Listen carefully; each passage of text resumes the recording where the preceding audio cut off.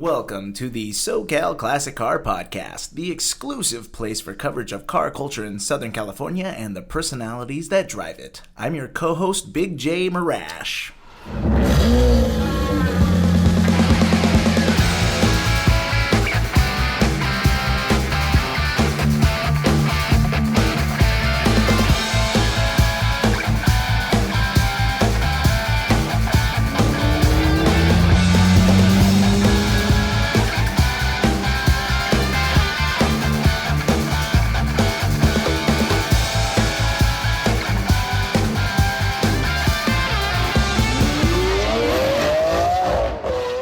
The show is associated with SoCal Classic Car Storage, which provides South OC car lovers the opportunity to secure their vehicles in an environment made just for them. Our two facilities feature advanced security systems, 24-hour video surveillance, and a dedicated members lounge. In addition to storage, our expert sales staff offers consignment services for those looking to sell their cars. For more information, visit us at our Laguna Hills store or at SoCalCarStorage.com or on Facebook at Facebook.com/SoCalCarStorage. And here's your host, Dean Marash. Thanks, Jay, and welcome everyone to the SoCal Classic Car Podcast. I'm your host, Dean Marash. Today in our studio, we are privileged to have Lance Stander, CEO of Superformance, Shelby, Legendary Cars, and Hillbank Motorsports. Lance has had a long career in the automotive industry. He got his start working with his father in all places South Africa. Lance decided to take his 37 years of automotive industry experience and moved to Southern California to open Hillbank Motorsports in 1999 in Costa Mesa. In 2005, Lance purchased Superformance and is a worldwide distributor for all Superformance-built cars. Superformance manufactures officially licensed continuation Shelby Cobras, Shelby Daytona Coupes, GT40s, Corvette Grand Sports, and has over 20 independent dealerships throughout the world. To date, Superformance has produced and distributed over 5,000 Cobras worldwide. Lance's incredible business is headquartered right here in Lake Forest, California, in the heart of the OC. Welcome, Lance, and Happy New Year, by the way. Happy New Year, Dean. Thanks very much for the invite. Tell us, in your own words, how you came up with this awesome global business of keeping car enthusiasts in new classic Cobras, GT40s, and Corvettes, etc. You know, it was just a privilege second to none. I had come across from South Africa, and my original plan was to start a salvage business. My background was in salvage in South Africa, and I started knocking on all the doors and trying to get into salvage in the US, and find out there are massive, where it was $1 million business in South Africa, it's $1 billion business in America. Right. And I noticed that this little guy was going to get squashed out really badly. There's some big players. I was the largest player in the salvage industry in South Africa, and I was definitely going to be the little peanut in the salvage industry in America. And I'd heard about the Cobras. I'd actually owned one of the Superformance Cobras in South Africa by default, and I had it for a few months before I left South Africa. And the friend who's doing the importing of the cars to the US and selling them through the US said to me, why don't you start a little showroom for me in Irvine, in Southern California, actually, not Irvine, Southern California.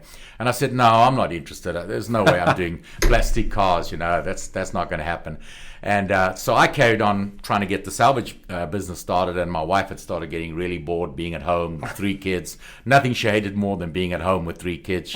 She'd worked her whole life. She'd worked in our company in South Africa her whole life. She always says she's actually my boss because she started working for my dad before I did when I was in the army. So anyhow, so she said, could I do the Cobras? And I said, well, let's go ahead. And we visited, saw what they were doing, and I saw that the Cobras, from being $10,000 cars in South Africa, were $40,000, $50,000 even 20 years ago for replicas. And they built up a really good name, Superformance, already. And so we started the little showroom. And then 4 years later, approximately 4 or 5 years later, the offer came from Jim Price, the owner of Superformance at the time and the owner of the factory in SA. And he said, would you want to take over the distribution? And I said, yeah, no, I'm interested in that. What's the numbers? And he threw this number at me, and I got such a fright I fell down, but I knew. And we looked at it, and once he saw that I was prepared to pay for the distribution, he said, well, look, you might as well buy the tooling, buy everything, the trademarks, the whole lot to the company. I'll be your manufacturer. And because he had other projects he was going to work on also. And Superformance had become a lot of work for him to control the retail and the distribution side of the business. So we did it, and we paid him a whole lot more money, and we ended up with Superformance, and it was wonderful. You know, we got to negotiate with Carroll Shelby and got the license agreement with Carroll Shelby, and then went on to get the agreement to build all Shelby's Cobras too, not just the Superformance car. Wow.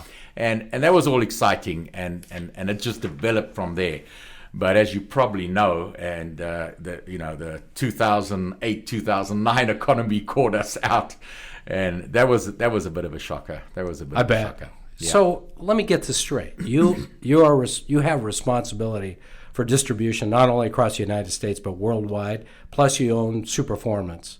Is that correct? Do I understand it correctly? Yeah, I own Superformance, and then Superformance has a DBA trading as Shelby Legendary Cars. And through Shelby Legendary Cars, we distribute all the Shelby 60s cars. So Shelby American handles all the new Shelbys, right, Mustangs, and trucks and all the rest of that. And then Shelby Legendary Cars does all the 60s cars, the Cobras, GT40s, Daytonas. Wow. Worldwide, yeah. Wow. Yeah, it's been a ride. It's been 22 years now, and it's been incredible. I couldn't imagine doing anything else. You know, they always say if you're working your passion or your hobby, or that's your job, then you don't work a day in your life. And true that. I think I can say that. So, your facility in, I guess technically Irvine, right? That's correct. Yeah. Is the only one I'm familiar with. Right, so they're all called Hillbank, are they? No. Some are and some are not. No. But is that the biggest one in the United States? That's the biggest one in the United States, volume-wise. Yeah, we have a very large Shelby dealer in Dembesti. He's up in Northern California, but he's basically just Shelby. Hillbank is a dealer, and what the difference is, Superformance only sells to dealers and distributors, and so does Shelby Legendary Cars. Whereas Hillbank is a dealer; it only sells to the public. Right, got it. So. Do you, now that you have such a big role in the company for some time, obviously, do you have an influence on the subsequent design models as you modify these vehicles, future models as they change? Do you get involved in that? Or, how does that come about when... Yeah, no, that all comes across my desk. We've done some exciting stuff. All the projects. So, for instance, when all the different 50th anniversary editions. So Shelby, really started winning big from 64, 5, 6, 7, 8, 9 onwards. And we've done 50th anniversary editions between myself and Gary Patterson at Shelby American. We've developed the cars that have been done for them, and they've all sold out. Every 50th edition we've done. Very exciting for us right now. We're doing the 50th of the 1969 Le Mans winner GT40. That's a real famous car owned by Robert Walton from Walmart, and that car actually won 68 and 69, and that's a hell of a feat for a car at Le Mans. And we've done licensed with Gulf Racing, and of course Sapper that own the rights to the GT40 name. And we have a P series. It actually has a P1100 series number. So it follows on from the original cars that were built back in the 60s. And the first one we'll be displaying at Barrett-Jackson in a couple of weeks' time. And really excited to have that car out there. Well, Barrett-Jackson, I think you mentioned before we got on this podcast, you're going to have how many cars out there? We're taking 30 cars to Barrett-Jackson, yeah. So in the display, there'll be roughly 22 to 24. We have a facility just outside of Barrett-Jackson where the rest will be displayed. Nice. Yeah. Well, Jason, it's not too early to be thinking about my Christmas present for next year. I took you to the Rams game. That's a no. That's a no by the sounds of things. I might have to buy How am I going to feed the kids if you don't buy your dad a car? Come on. There you go. So great. We a number of weeks ago we had a guest. His name is Eric Hanson, and he's very familiar and pretty involved in Factory 5. So we had a fascinating conversation with him about the home built Factory 5 model and what inspires people to purchase them, to build them, and we gained tremendous insight into that model. But not everybody's familiar with the differences, right, between what's going on with your business and what's going on with that business. So help set them apart for the people that are listening today. Well, it's very interesting you asked me that question, Pierre. I've been asked it a couple of times. So, firstly, I take my hat off to the guys that do the model cars, the kit cars, and build them, because that's a hell of a skill. And Dave from Factory 5 has a great business. His model works. He's sold a lot more cars than I've sold. And these owners are very passionate about their cars, and they build great cars. I mean, I've seen amazing cars finished by them. So my cars are, where it's different is it's for the guy who's a doctor, a lawyer, or something else along those lines, right. Or a guy that's very busy, entrepreneur, very busy his business, and doesn't have the time to build one of the cars. And also would like something that's licensed by the original manufacturer and be able to say it's an original car, it's a new car. And that's where I come in. So it's a little more expensive to go my route. If you go the Superformance route for a Cobra, you between $50,000 and $80,000, right, and higher, of course. If you go the Shelby route, you start at about 105 and you go up to 150 for the regular Cobras. And if you go aluminum body Cobras, you're 250 plus, depending on which way you go. Daytonas can go all the way from 180,000 to 500,000 for the Daytona. So the people that are buying cars from you, they're expecting a turnkey experience. They're expecting reliability. They're expecting performance. Of course, they expect to look damn good and probably a lot better than they normally do when they drive your car. Is that safe to say that these aren't necessarily people that are always good with their hands? No. In a lot of cases, I mean, a lot of them have the ability. They probably could, but they don't have the time to do that. And, they can't set them up. The guy that builds a car at home, normally has time in the evenings and also has, can't go blow 50,000 straight out, but he could pay 12 to 20,000 for a kit and then start. And it's a great project. It's a wonderful way for guys to go for with their kids, right. Do a car that way. So what we do offer for that guy who has a little more capital and does want to get his hands dirty, we sell a roller. And the roller comes in minus engine and transmission. Right. So I've had a lot of owners in this area that have taken them home like that, put the engine, the transmission, the fun part. Yeah, you do the fun part. It comes there all nicely painted and shiny. It's totally radiators in, power's on, the battery's in, everything is done. You just used to put the engine and transmission and drive shaft in and wire. Have you ever had those come back where you guys have got to fix? No. I must admit, the guys have been pretty good. There's a lot of information with over 5,000 owners. We have a very powerful network, Cobra Owners Forum, and it's called Superformance Car Owners Forum, and it's run by a guy, Randall Thomas. Amazing job. They've got a technical library in there second to none. I think it compares with a Ford technical library. And I'm just kidding, but it is a hell of a library. It tells you every nut and bolt from the first Superformance Cobra to the current Superformance Cobra, the changes we've done over the years, because everything on a Superformance Cobra is brand new. There's no reconditioned parts or anything like that. So we keep a record of when we change different parts because of availability of new not being available anymore. And the SCOP is just a wonderful resource for my owners. So one of the things that intrigues me about what you said earlier is this idea that essentially you've been approved to go build these special VINs, if you will, by Carroll Shelby, and we know Shelby has passed, unfortunately. What it makes me think about is we had a continuation Shelby in here at one point, early when we started the business of SoCal Classic Car Storage. It was a convertible. It was a black and gold convertible Shelby continuation, and I think he made about 12 of those cars. And I think it was done sometime in the late 70s, early 80s. I don't know if you're familiar. Was it a Mustang? Yeah. A Mustang. Yeah. Okay. But what he did, I don't know what motivated him, but the rumor is that he wanted to give Cobra convertibles to all his family members. So he had a limited production build. They went out and bought these 1960, I think they were 66 or 67, 4-speed, convertibles, and then he stripped them down, built these continuation Cobras, if you will. So, but the important part of that is the VINs. Without the VINs, you can't go get that done. So, it's fascinating what he's doing. But how does the VIN thing play into what you do? This, as far as making a production car. So it's where all the value is. You know, if you look at cars, they need to be in registries. They need to belong to something. And everything that we sell from Shelby comes with an MSO, manufacturer statement of origin,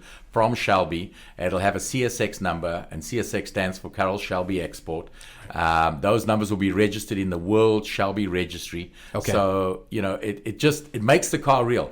And the other side of it is, in 20 years, 30 years time, those are the next cars to become very, very valuable. And especially if they stop us from building fossil fuel cars, which is going to be coming soon. So you bring it up. I'm sorry you went there, but we're going to have to address it. Yeah. Electric Shelbys. Is this possible that you guys are thinking about it, working on it? Maybe we're not under NDA. Obviously, we're on a podcast, so you don't have to answer this question if you are. But it does beg the question at some point, right? Yeah. No, Carroll was always moving forward. He said, you know, you don't look in the past all the time. And we're busy in development with the first electric car. We were hoping to have the first Cobra. Now, Carroll did one a couple of years ago. Well, many years ago. He did. But that was before technology had got to where it is now. So the car we've got should be here by roughly February. And it's not, the first one we're doing is not about killer performance to go and take on the fastest Teslas out there. It's not about that. It will be fast. It's equivalent of about 400 horsepower, but it's going to be 2,400 pounds. So it's half the weight of a Tesla. So it will be fast. But the main thing is to prove the concept and the drivability, and that's what we're going for, to make a really nice drivable car. What about modifying cars? Okay, so one of the things I think about my customer that that is also your customer, and he's taking one of your cars and actually is modifying it. Do you see that very often? Not just wheels and tires and engine per se, but actually going in there and making some design changes. Do you see that much, or is that pretty rare? No, it is rare, but it does happen. He won't be the first to have changed the GT40. I'm not going to mention any names now, but there's a guy that really changed the GT40 all the way to a Chevrolet engine, changed the interior of the car, changed everything on the car. Uh-huh. He had previously been involved in what was done to a Daytona. But so we do have customers that'll take stuff and really go to the next level. I've had guys buy Superformance Cobras that should be 80,000, and at the end of the day they've got 150,000 in them, and they're unique to them, and they've done massive changes, and the cars are really nice. So not uncommon. No, it's not uncommon. No, we're looking forward to seeing what our customers are going to be doing with this. Oh, great! So you guys are open-minded and excited about it. Oh yeah. No, we like to go forward, and you never know everything. You can always learn something from somebody, and that's been my motto. Yeah. So one of the things you mentioned a little bit back was the opportunity to provide cars, the hero car as well as most of the cars, for Ford versus Ferrari. What an honor that must have been. How did that come about? Let's chat a little bit about that. I think everybody's interested in that story. Yeah, that was exciting. We were initially approached, and it was supposed to be for a lot more cars. We were going to do everything that was Ford-based for the movie. And I don't know how to touch on this. I'll rather stay. I'll probably not. I'll rather not. Safe to say that the original contract shrank a little, and it ended up being about 27 cars. We're really happy that we still got part of the contract. So most of the cars that were damaged badly in the movie were not from us. But the hero cars, the car that Henry Ford drives in, and the car that Matt Damon drives as Carroll Shelby's Cobra was ours, and the Cobras, all the Cobras in the movie were from us. But some of the GT40s were supplied by another company for the damage. We did supply the shell of a GT40 that they burnt in the movie. That was ours. Sad. Yeah, it was sad to see that happen. But it was a very exciting time. It developed and it got more and more. And we'd been approached a couple of times in the last 10 years, people that wanted to do a Shelby movie about that, and it never came to fruition. So when it first started, we thought, it's just another one of those. It's not going to happen. But the guys that ended up doing it, these guys were very professional, and the evidence is there. You look at that movie. People would love to fault stuff. I really can't fault it because they did such a good job. Is it historically accurate? Of course not. No Hollywood movie will ever be historically accurate. Documentaries aren't 100%. That'd be boring, And historically if it was a accurate. documentary, who's going to go watch it? Right, exactly. So the film was great. My wife loved it, and all the women that go see it love it too. Kids love it. It was a great movie, and the guys did a good job of it. Well, it was a good Jay and family I movie. went, and my wife, and she loved it. Yeah, Jay- the women get a bit of a cry, so they Yeah. like that. And it was exciting. The cars were gone for about a year. When they arrived back, they were all sold within 48 hours. Everything that we had was No moved. kidding. Yeah. Anything that was touched by Christian Bale Yeah. or Well, Matt and Damon. and we couldn't really. We were under NDA with the film company, so we could just hint to the fact that they were movie cars, but we couldn't go much further with it. I see. But they still sold well. But you'll notice one of them is going to Meekum now, and the guy's going to be reselling it, and we think he's going to double his money, so he's pretty happy about that. Right on. Well, that's an idea, Jay. Buy a movie Cobra for me, and then there's none left. And I can help you with that. So what Could you? we've done, because of the popularity of it, we've come out with the cinema series. We've called them the cinema series, and they're based on the cars in the movie. They are set up, optioned, everything the same as the movie cars Right on. that we supplied. So you could buy any one of the GT40s in any of the colors that they were shown in the film. You can buy any one of the Cobras, and you can make variations to it. They come with special CSX VIN numbers, relating them back to the film. Brilliant. And they come with all the paperwork, and they'll be in the registry as cinema series. And there's only going to be, I'm trying to remember now, it's 50 or 100. I'm not sure exactly. I've gone and forgot the number, but it's a low number. Well, it sounds like a great birthday present.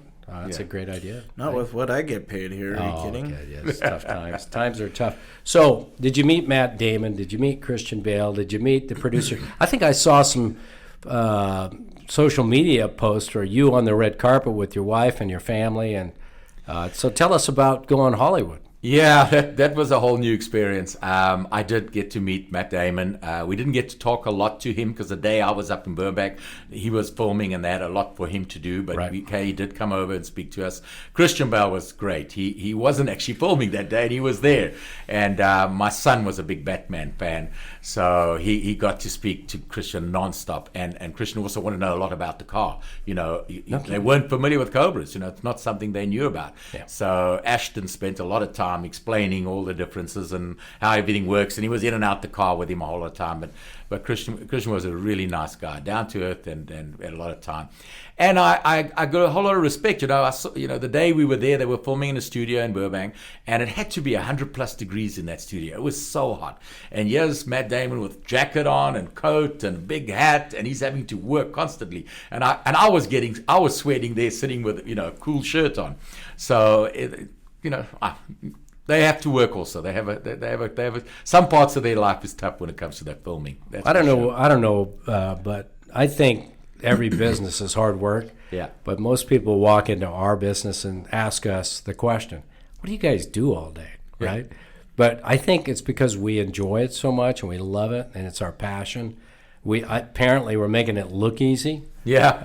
But I think we know better. But it's kind of like Hollywood makes it look so easy. Well, it's just acting, right? No, it's I just saw a little. I know very little bit about Hollywood, but I just saw that day, and I mean how massive those productions are. I think they blew $500,000. I think they said it was something like $400,000 a day or something like that for a full thing. The amount of stuff, equipment. The food blew me away. They had every possible food group, from vegan, vegetarian to carnivore to whatever you imagine was available. Every candy, every protein shake, every drink, coffee, tea. I looked at this, I thought, man, this is crazy. And more of it kept coming. The equipment and everything that was there, it's one hell of a thing. Hollywood is Hollywood. It's a big deal. Was it anxiety inducing to watch these cars kind of get abused and used, where you're like, oh man, like, be careful? It was probably more for my son. I've grown, I love cars, and I have a lot of feeling for cars. I always say I prefer cars to people, but but on the other end, they are a tool, and they're a tool of our business. And I keep trying to tell my son that, and I say, they whatever happens, we can repair them, we can fix them. No, Dad, we can't do that, we can't do that. But no, I enjoyed seeing them being driven the way they're supposed to be driven, Pushed. the way they were driven in the 60s, and they drove the Cobras. When the Cobras came back, they hardly had any paint left on the front of them. The windshields were completely pitted up. The chrome was already pitted off the thing. The headlights, the glass of the headlights, they did hundreds of laps on the tracks. They were amazing. So, question: Did was your wife goo over the actors? How was her reaction? Being that close to Hollywood. These are A-listers. These are big time guys. Matt and Christian. She's a little different. My wife. She doesn't get taken back by that kind of thing. No, wasn't starstruck. No, okay. She's not starstruck. Okay. I'd love to tell you that she was. She's not that way. I mean, I think Matt and Christian look good. Yeah. No, she's a little different when it comes to stuff like that. Well, who taught these guys how to drive the cars? That intrigues me too. Yeah, they spent time with Bob Bondurant's school. Bob Bondurant. Yeah, okay. Yeah, they went to Bob Bondurant's school, and then, of course, they had very good stunt drivers also. Oh, I bet. And good guys were there. And, of course, Alex Gurney drove. Dan's son? Yeah, he did. He portrayed his father in the movie. Rich MacDonald, he portrayed his father in the movie, Dave MacDonald. Yeah. And they had Val, I've forgotten his name now, a very good driver, and he was one of the stunt drivers. And actually, one of the stunt drivers, whose name escapes me now too, bought one of the cars, one of the Cobras from him, so he owned that. And Rich MacDonald bought the car, was used his father's car, and Randall Shelby bought the car that was used as Carol's car in the movie, and Aaron Shelby, bought the car that was used as Carol's car in the movie, and Randall Shelby bought one of the Ken Miles cars, and Peter Miles bought the Ken Miles car from the movie. So we had a good bunch of guys. The cars have gone to good homes, and we really happy. I think you need to make more movies. Sounds like the best way to sell cars. Huh? Yeah. Are you guys going to keep doing things in the movie business? Yeah, it was a good source of revenue. It takes a lot of money to do it because they didn't buy the cars from me; they leased the cars from me. So I only got half the money up front. So I had about nearly $4 million in cars that went to the movie, and they were gone for 4 months, and I had a quarter of that in the bank. So it was tough to carry it. So let's switch subjects a little bit. I'm really curious about what's pushing the envelope from a design standpoint. You guys continue to roll out new models on your Mark models and your Shelby Cobras and your Corvettes and almost every car that you sell and distribute. But what are people asking for? Is it performance? Is it handling? Is it safety? I mean, what is the the thing that seems to be making the big impact from a design standpoint? Well, it's not so much design. Excuse me. The electric, as you mentioned it, we're getting a lot of questions and demand for electric versions of our cars, so that's what we're working on. I've just been licensed by Ford to produce the GR1, the Shelby GR1, and if you're not familiar with it, just look up Shelby GR1. It's a beautiful car. It was a prototype they did in 2004. It dates back to the Daytona that won Le Mans in 65. I remember, yeah. So that was the idea behind that car, but they came out with the GT at the time. That was done at the design studio up in Pasadena, right? Yeah, beautiful. So that we're looking forward to. Now that car was never produced, so right? No, they never went into production. Right. So we're really excited. I've got back to all the original team that worked on that car: Chris Theodore, Freeman Thomas, Greg Hutton, the Greek guy that designed it. Oh man, I'm terrible with names. Wonderful guy. I've got to everybody that was involved in that GR1, and they're all on board to be part of the team. How fun. That car. So what the car is waiting for is we're waiting for this Low Volume Manufacturers Act to finally happen. I'm not sure if you're familiar with it. No. So about 12 years ago, Senator John Campbell and a whole lot of us got involved, and we tried to get a Low Volume Manufacturers Act bill passed for our industry, where if you produce under a certain amount of cars, you don't have to meet all the standards, all the current federal safety standards and manufacturing standards. And this Senator Campbell took it to a real high level, and then it died on the vine. And we just carried it in the background. Eventually, SEMA picked it up. That's what I thought. Yep. I remember SEMA carrying that. Yep. SEMA picked it up, and that's when the bill just started happening. And great guys like Stuart Goswine and the whole team at SEMA, they did a lot of work to get it through. And we actually got it passed. And it became an act. Obama finally signed it in, but then it got held up by the bureaucrats, and it's just been held up. And eventually, we got EPA to finalize their regulations, CARB to finalize, but Bureau of Automotive Repair to come. They all got it done, and the last step was NHTSA and National Highway Transportation Association. They held it up until now, but they have finally SEMA started suing NHTSA for them to produce the regulations. NHTSA has done that. It's just happened. It happened in December. How exciting. So we've got 30 days now to comment on the regulations as they've laid it out. Superformance has already registered as a manufacturer, and we already have our 17-digit VIN numbers. So we're really excited because now we'll be able to sell the Cobra complete, our Daytonas complete, all our cars complete with engine and transmission, be able to sell them at Ford dealers and my Grand Sport Corvette at Chevrolet dealers. Nice. Which is a big difference to where I've been having limited to do business distribution, now. right? It also gives us the opportunity to export. So we limited to 325 cars in the US, but unlimited numbers may be exported. And it's a job creation bill, and that's the good thing about it.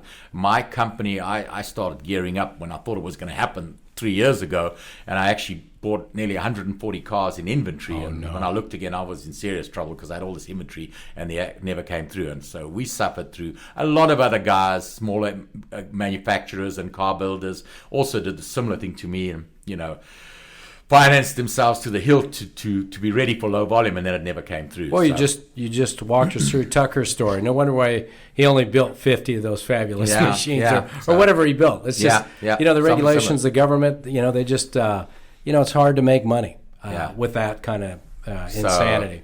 Well, congratulations. Yeah, so exciting we're excited times. about it. Yeah, we're excited. Very exciting times. Yeah. So low volume is going to change our industry, and it's going to make cars available. You can walk in and drive off the showroom floor with one of my cars new. That'll be great. So we do see it quite a bit at the Cars and Coffee Show. We had Simon Ware here on the podcast a couple weeks ago, and he was awesome. Great chap. Great story. What he's done down there in San Clemente. Very cool amazing. guy. Yeah. But where I bumped into you guys first was over at Aliso Viejo. I don't think I ever bumped into you at the Irvine Cars and Coffee, but I met your son down there, and I've met some of your other team. And so you basically have just continued to evolve and use these shows as an integral part of your business model. Talk a little bit about how important it is to stay in the community in these events.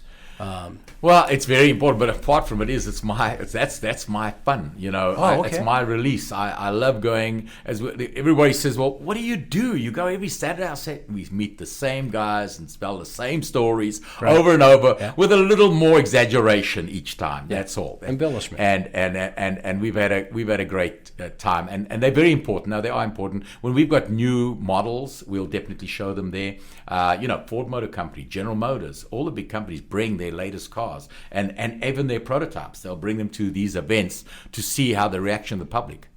Well, I noticed that they brought that convertible Corvette, the new mid-engine Corvette, and I think that was not even a production Corvette. Correct. Yeah. So I know there was a lot of oohs and ahs on that one. Yeah. No, the shows are very important. And so you guys. Do you oftentimes drag out your limited production cars or your first ones and we actually took roll them out there? Yeah. Do you have rollouts there? Yeah, we took all the movie cars down there. We took the cinema series down for people to see. That was quite cool. I took the GR1 has not been down there yet. Good idea. We're going tomorrow, but I don't think I'll take the GR1 tomorrow. But yeah, the Cars and Coffee is it's a great bunch of guys. Car guys are the best. Yeah, they are. Car guys are different. Some of us have problems, but that's mostly the people that are running this podcast. Yeah. So one of the things that I always think about is what's this notion of a typical customer of yours. My customer is your customer, and again, we won't say his name, but he's a repeat customer of yours. And, he's on his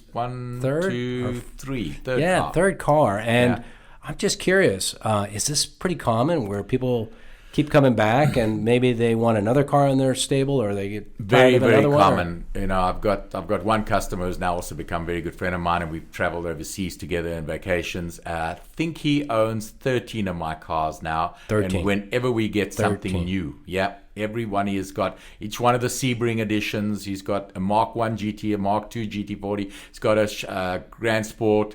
He's got an aluminum Cobra, 2 aluminum Daytonas. It goes on, and he's just got the 50th anniversary GT40 arriving this next week at Barrett Jackson to be displayed, and most of them are still standing with me in the showroom. He hasn't even picked them up. He just comes out and visits them, and enjoys it. He might have to give him a distributor license Yeah. or something. You know, Yeah. it sounds like your great sales force. Yeah. An extension of your sales force. You guys are running a family business like Jay and I over here at SoCal Classic Car Storage. Who all's involved? I met your son at the, like I said, the Aliso Viejo Yeah. Cars and Coffee. But is your wife involved? Are there Yeah. other members of your Yeah. family that are? Yeah, my wife and I have actually known each other since we were 10 years old. And No kidding. Yeah, that's how long. And we've been married 35 years now, and we've worked together for 40 years. Yeah, she started. I had to go to the army in South Africa. You have to go for 2 years, and when between 18 and 20. And she actually started working for my dad when I went to the army, and I came out, and so that's why she says she's my boss. And then I've got my daughter. She's in accounts. She got a business degree, and my 2 sons were with me. My one son is straight off to Texas for a while, but Ashton is still with us in the company. That's great. No, we love the family business idea, and I've just been real blessed to have Jay on my side. He's the one that produces the podcasts and does all the technology and keeps me honest. Yeah, so. we don't know about technology. Yeah, I don't know what it is. I think We have a hard time being in front of the mic where he wants us. Yeah, so we're trying to behave over here. I don't know. He's kind of giving us that eyeball. How are we doing, Jay? Well, at least you're in front of the microphone. So that's good. We're doing. Yeah, we're doing good today. No, we get better as these things go along. Right. Yeah. So what's next for Superformance and Hillbank? GR1 you talked about, that's huge. Yeah. I mean, that's got to be huge. That thing you've been working on that for years and years and Yeah, years. 8 years, and Ford finally gave me the license. And the Grand Sport was the same. Grand Sport took me more than 8 years. No of kidding. Knocking on the door at No GM. kidding. And yeah, they said to me, "Who's this crazy guy with a funny accent Yeah, funny that accent. wants to build a Corvette outside of GM and call it a Corvette?" That just doesn't happen. But eventually, Superformance built such a good name with all the cars, and people right at the top of GM, people right at the top of Ford own our cars. So we got a good name out there. Do you think that's why fewer people do these things, like what you've done, is because it's hard to withstand 8 years of staying the course, of the ups and downs financially. Like you said on that GR1, you carry an inventory because now you run into these regulations or permitting issues, and not too many people have the courage or the stomach or the wherewithal to withstand all that. Yeah, we say just too dumb and stupid to give up. That's all it is. There's challenges in this business, and we say we don't really do it for the money. And I mean, there's a little money, but we don't do it. We could do a lot better doing something else. The kind of effort it takes, but you enjoy every day waking up. You in amongst these beautiful cars here at your SoCal storage. Yeah. And I go into my showroom, and I'm in amongst the best cars, the best race cars of the '60s. You are. And there's nothing better than that. I don't want to be amongst a whole lot of 70s cars, a whole lot of 80s cars. Right. 50s cars are beautiful too, and 60s, pre-60s are good. But I just like the cars of race and the muscle era, and that's what we're in amongst. And they're just amazing. And the smell of fuel and all that is just great. So one of the things that we make the mistake of when we come in is it's kind of like living near the beach. Not that I can't make that claim, but I assume that if you lived right on the ocean, that the last thing you do is probably go down to the ocean. Well, same thing happens here. We'll dust off a car, move a car, take in a car. This is what we do every day. Yeah. But we don't stop and smell the roses or the cars. Yeah. And does that happen to you too? Where like people come, oh my goodness, look at this incredible collection of cars, and my reaction is, oh yeah, that's right. I have got myself to understand and trying to appreciate what I have, what the cars mean to me. And it started long back with my dad. My dad used to do this, and he used to do once a week. He would grab me, and we'd go sit across the road and sit on this pole that was across the road, and we'd look at the showroom, and he'd say, "Just take it in, just have a look what you're doing." Because sometimes we'd be ungrateful. We don't realize how wonderful this is. We could be sitting in an office all day. You could be a lawyer or something like that. You could look at paperwork the whole day. I mean, that would be terrible. And my dad taught me to appreciate it from that point. I said, "What would you rather do? Which job would be better?" And I don't think of anything else. I've always said, okay, if I could have been a musician, a pianist, or something like that really made money of that, yes. I think that's amazing. If you have a singing ability and you can make music, that's something. But but work in an office or anything like that all day, even though nowadays I have to be in the office all day. But working with the cars that we love, that look like as good as they are, it's incredible. That's well said. We've had this conversation with a number of our podcast guests, and we always wind up with this, this idea of passion. How did you get started in this business? But what I hear from all of our guests is the passion exudes when they answer that question, or a derivative of that question, that this is really what they love. And they feel very blessed or fortunate to be in a business that they enjoy so much. And again, I think you're right. I think a lot of us that are in the car business make sacrifices financially. I came from the tech industry, and there's definitely more money to be made there as an executive, say, than doing what we do. But I can't think of a better way to spend, 60, 70 hours a week or whatever it takes than this. Yeah. But, in my industry, you could get a new car franchise, to make a lot more money. But how boring would that be, looking at new cars every day? It wouldn't be the same. So you couldn't sell Toyotas? No, definitely not. And not get excited about it, put it that way. Cool. So I think I'd like to, for our listeners, I'd like you to tell us, them and me, what's the best way to get in touch with you and the folks at Superformance and Hillbank? I mean, is website, social media, what's best? Well, we're all over social media. You could definitely look up www.superformance.com, www.hillbankusa.com, or Shelby Legendary Cars with an S.com. You'll definitely find us in any one of those. We also have a 1-800-29-SNAKE number. Nice. How's that? Nice. So, and you can dial that, and that'll get you through to the dealers anywhere in the country. It's routed to the dealers wherever they are, or overseas. Well, not overseas for the 1-800. And otherwise, we'll see you at a show somewhere. We'll definitely be there. Sure. Well, Lance, I can't thank you enough. You've been an awesome guest, and I'll turn it over to Jason, but thank you for being with us today. Yeah, thanks very much. I appreciate the opportunity, really do. Right on. Well, thank you so much again, Lance, for being on the show. Anything else you'd like to add? Anything we may have missed? I think you covered it all. I know when I leave here, I'm thinking, why didn't you talk about that? Or why didn't you talk about that? Or my wife, or my boss, as I call her, will say to me, why didn't you? You never mentioned that. You never mentioned that. Right. Well, we brought your wife up a couple of times, so that's good. We should have the after the podcast, Oh my gosh! That's what happened last week with Sarah. That's true. Our guest, we sat around with her for about an hour and had the green room chat. She was just like, I'm like, why didn't we ask you that during the podcast? We did that because we kept asking her questions. And more that should have been on the podcast. Yeah, that should have been the podcast. Yeah. So your wife's not alone. Yeah. Right on. Well, thank you so much again for stopping by here. This is the SoCal Classic Car Podcast, S3CP, for those in the know. You can find more episodes of the SoCal Classic Car Podcast on our website by visiting us at socalcarstorage.com/media. Again, that's socalcarstorage.com/media. Or you can find us on iTunes, Google Play, Google Podcasts, or any other major podcast outlets. Again, this is the SoCal Classic Car Podcast. Thank you so much for stopping by, and happy driving.